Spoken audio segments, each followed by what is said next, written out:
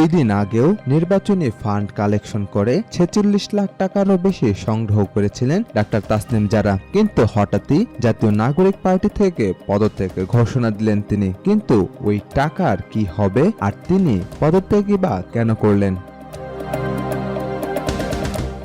আসন্ন জাতীয় সংসদ নির্বাচনে ঢাকা 9 আসন থেকে স্বতন্ত্র প্রার্থী হিসেবে প্রতিদ্বন্দ্বিতার ঘোষণা দিয়েছেন ডাক্তার তাসনিম জারা। শনিবার নিজের ভেরিফাইড ফেসবুক অ্যাকাউন্টে এক বিবৃতির মাধ্যমে তিনি একথা জানান।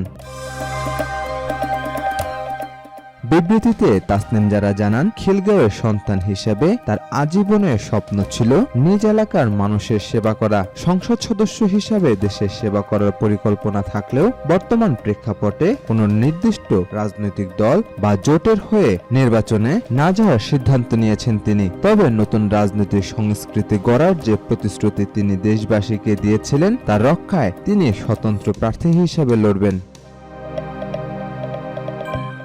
ঢাকা 9 আসনের অন্তর্গত খিলগাঁও, সবুজবাগ ও মুগদাবাসীর উদ্দেশ্যে তিনি বলেন, স্বতন্ত্র প্রার্থী হিসেবে আমার কোনো দলীয় কার্যালয় বা সুসংগঠিত কর্মী বাহিনী থাকবে না। আপনাদের মেয়ে হিসেবে আমার একমাত্র ভরসা আপনারাই। সততা ও নিষ্ঠার সঙ্গে কাজ করার যে অদম্য ইচ্ছা আমার রয়েছে তার প্রতি আপনাদের সমর্থন চাই।